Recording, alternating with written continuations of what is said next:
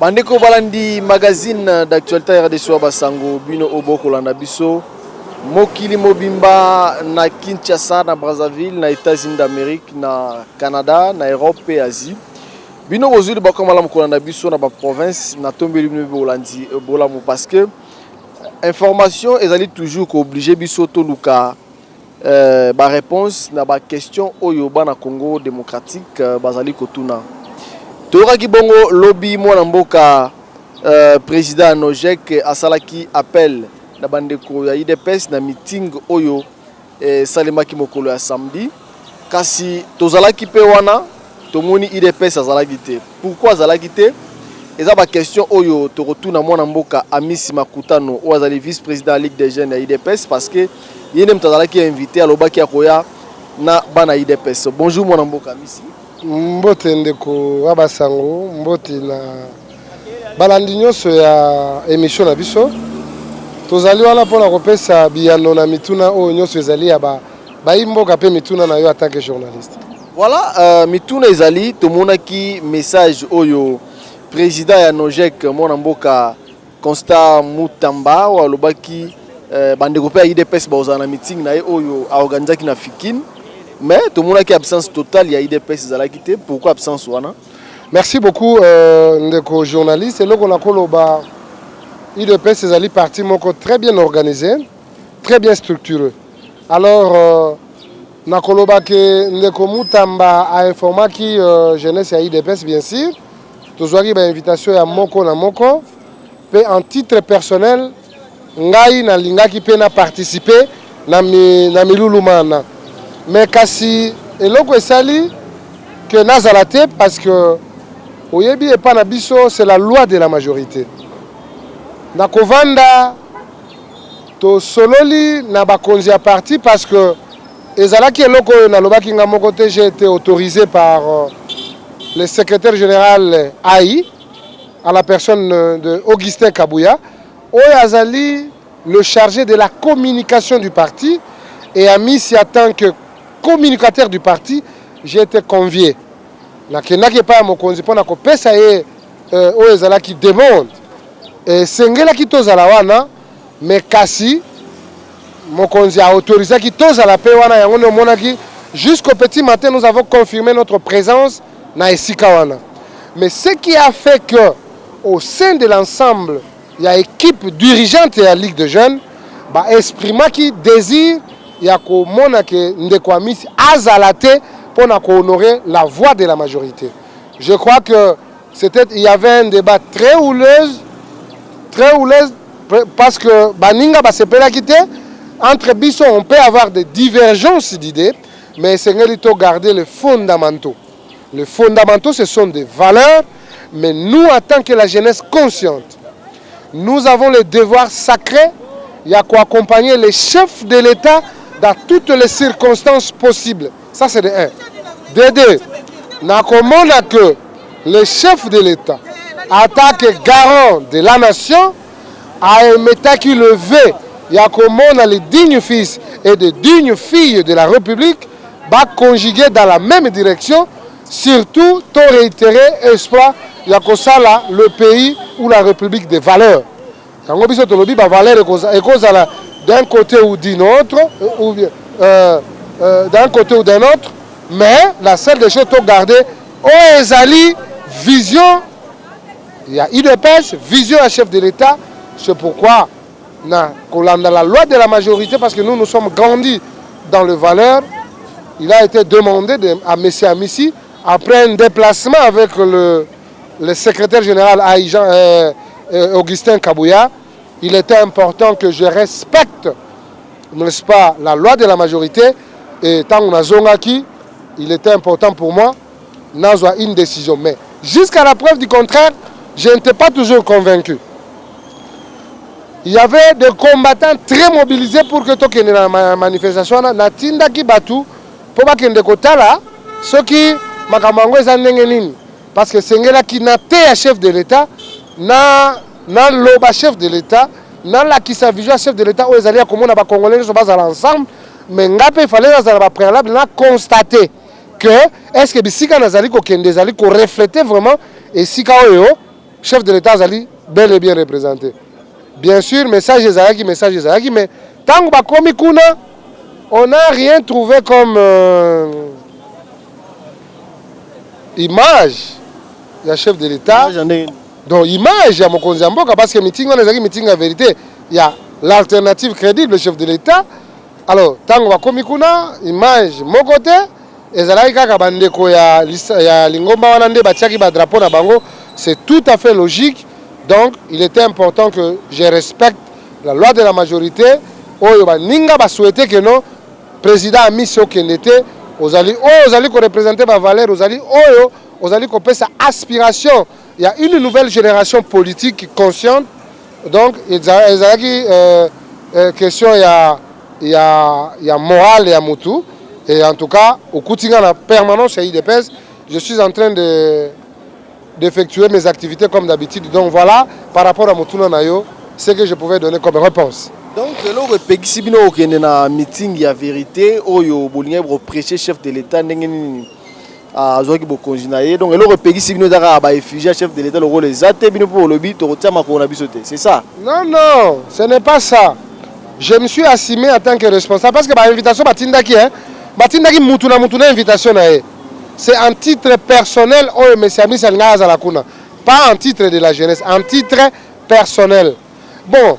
Avant la Kende, j'ai eu l'aval, même ce matin, le secrétaire général Aïe, Ayebisingaï, Amisi Ogo Kende. Mais on confirme que Mouninga non Nagoya. Nagoya, non, to sora ki na oui na lobaki Nagoya. Base bezo zela to sa nini? Token. Si ba 11h base bezo la gi er moko.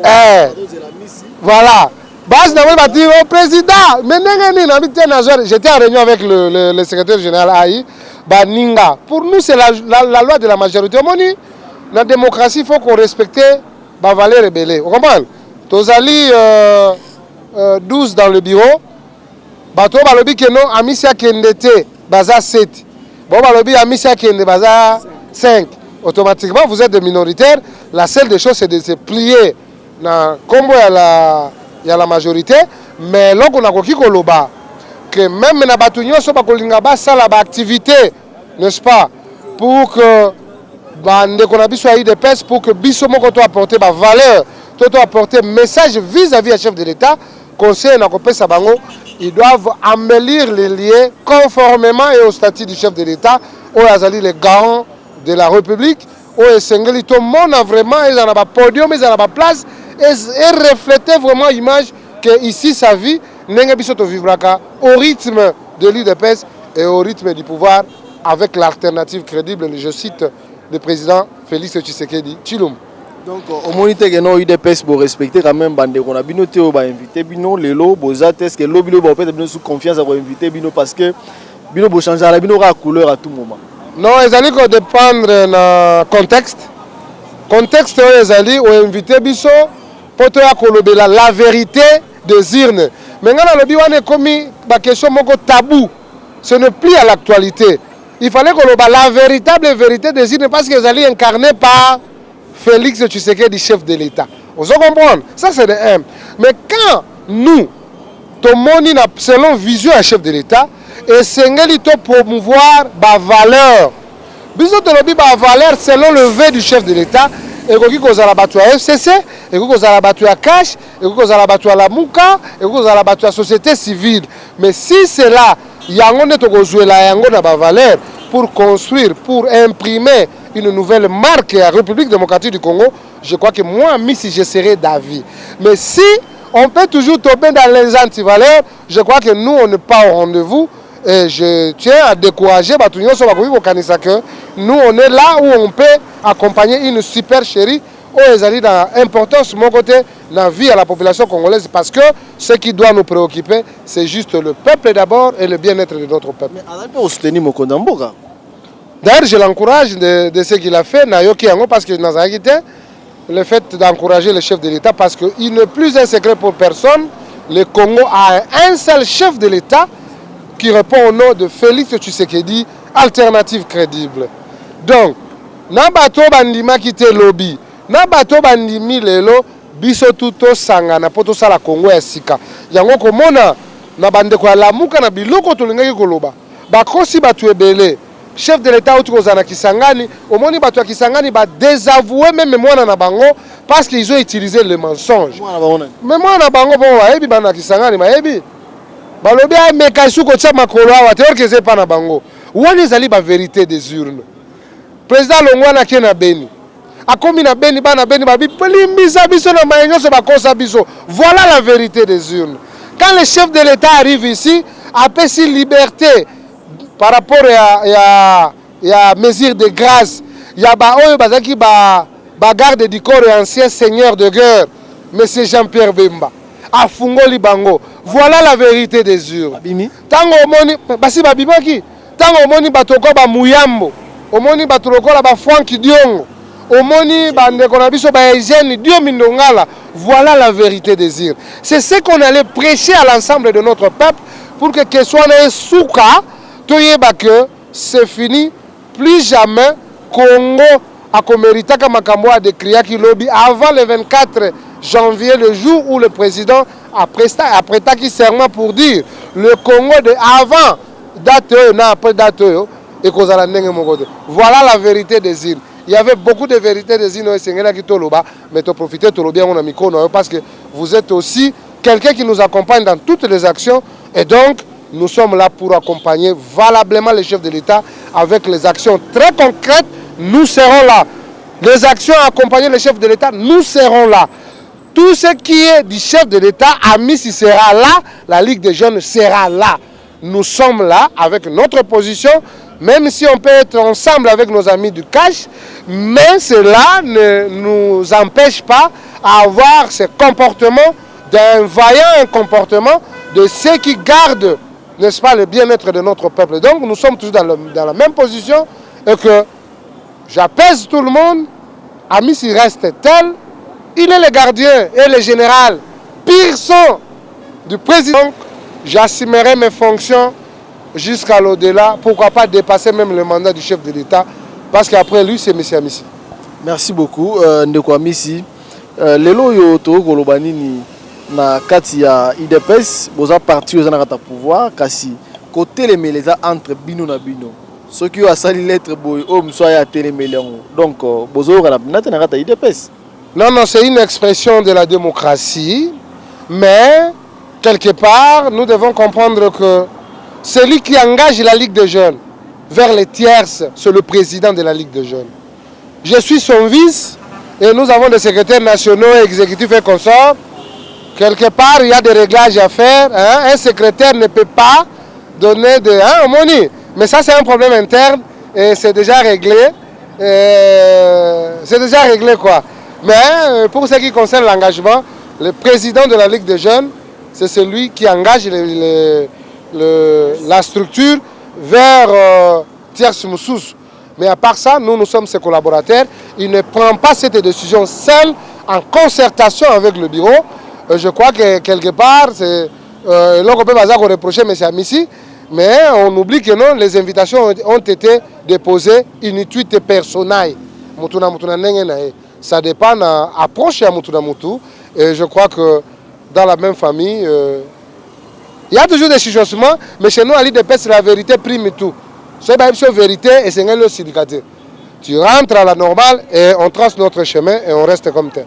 Bon, autour de la déclaration qui a divorce à IDPS na FCC, si lelo mungwana nzungu donc binomo donc na habité maloba na bino kangi binomo parce que divorce ça limité même na niveau likolo parti politique na bino ata mutu moko a bougé te or nanga musuku to mariage donc na tolo ko te leki lisusu ndenge bato bana na ki koleka. Bon, merci beaucoup pour na mutu na wana na koloba. Bilenge bazana manière na bango ya ko imprimer makambo na IDPS. Bali ba gardien ya ba valeur ya IDPS. C'est pourquoi même attention que la kisi bon habite wana mama abino. Ce qui maman wana azali vraiment ko assurer ba bénéfice au moins na ko attirer par na yakobo habite o aza maman na ngaite. C'est ça le rôle de la jeunesse de l'IDPS. Je crois que ko dénoncer makambo salamaki, c'était tout à fait normal en politique. Il y a comme on a que nous avons des partenaires avec qui nous allons gérer la République ensemble pendant 5 ans. Mais tout le monde a qui comportement na bango vis-à-vis à ba sénatorial na ba gouverneur, harmonie ezalaki vraiment. Mais ce qui devrait être au devant de nous, c'est une compréhension très approfondie.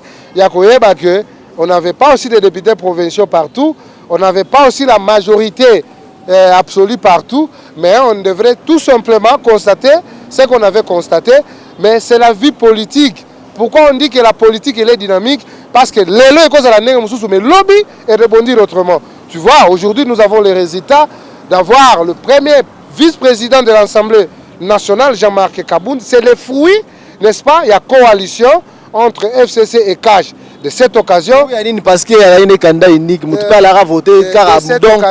cette occasion, je tiens à féliciter les gagnants des élections parce que c'était une élection écrasante. Oyo a gagné Kinango. Alors, non, c'était normal. Parce que moi, je ne crois pas à un homme politique sérieux devant Jean-Marc Kabound. Déposer sa candidature, c'est une façon de se bourroyer soi-même. Non! Devant Kabound. Moi,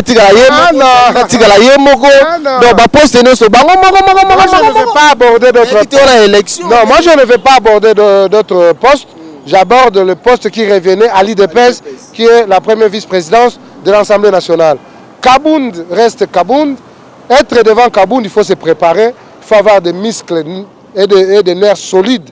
Parce qu'il est l'homme à la dimension et au nerf solide. Il y a makamunyo, so état politique. Pourquoi pas il y a endurance, il y a corruption. Donc être devant lui comme un adversaire, mon frère, je t'assure, c'est tout à fait un problème. En tout cas, je tiens à féliciter les députés qui n'ont pas osé à risquer d'être humiliés par le président Haï du parti parce qu'il y a le plus de voix que Azouaki. Donc, félicitations à vous, monsieur le président Haï du parti, honorable Jean-Marc Kabound, le premier vice-président de l'Assemblée nationale. Nous sommes derrière, nous allons accompagner cette action comme nous allons accompagner le chef de l'État. Donc, Janine Mabunda, en tant que présidente de l'Assemblée nationale. Bon, je suis en train de dire que nous allons soutenir Jean-Marc Kabound dans la tâche de donc, président de l'Assemblée nationale, Jean-Marc Kabound.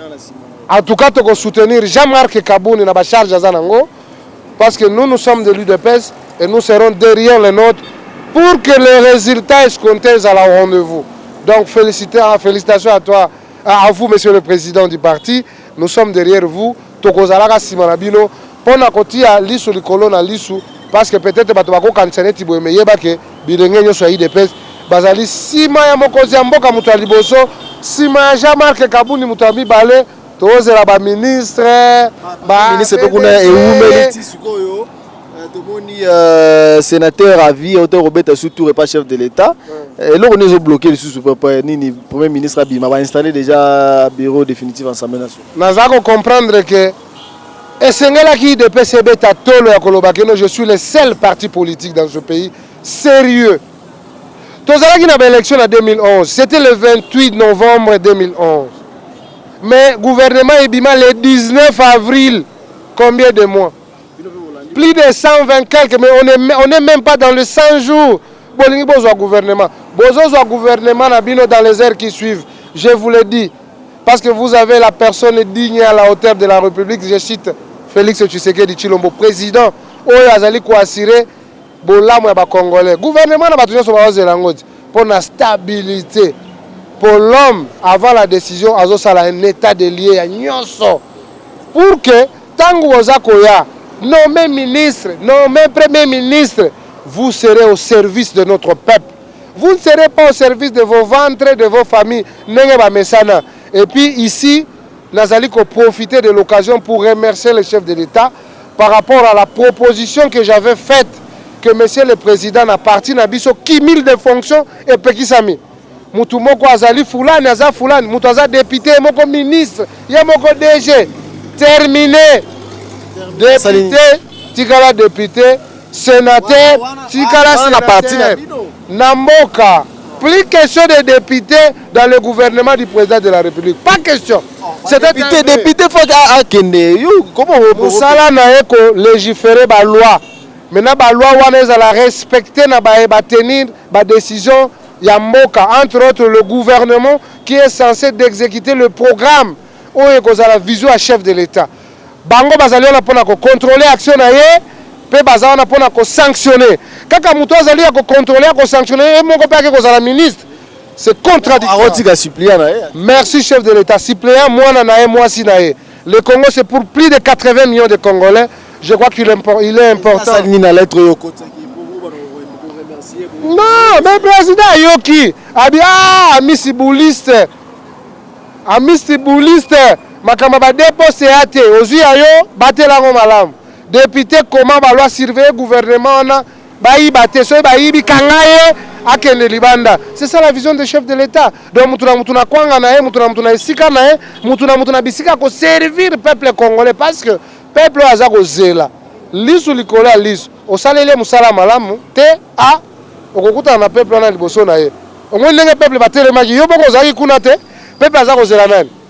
Azo zela amisi. Mais amisi hiérarchie, en commençant par le président, le secrétaire général Ayalbi, Amisi Kene, mais Maninga Balobi, te Amisi Ako Kene te, Amisi Asainin. Atosi la loi de la majorité, pe Bengamaki Likolo, Bazi Amisi Bakene Ti Likolo, Amisi Aebisi Bango ba comprendre que ça malamu, mais quand si pona Baninga, et Sengel le salangote, consciencieusement, et Sengel qui n'a la réaliste, Nati Kabilo Kouana, et que je rentre en harmonie avec tout le monde. Mais je sais que notre peuple a yebi valeur petit nanini amisi akordaka tout au long ya litinaye lelo et saliba 21 ans na kati ba pasi pe minyoko donc ce n'est pas la moindre des choses. Merci. Ngane munatondi. Merci bana Congo démocratique binono solanda ki émission wa basango bolanda ki bongo mwana mboka Amisi Makutana o azali vice-président ya Ligue des jeunes ya IDPS parti au pouvoir boyoki ndenge nini asili kopesa makanisma ye pe ko sembola nesika o ezalaki mpe ya kotenga mabino moso bolanda biso na bokebi botika malamu na mabotela bino. Merci beaucoup.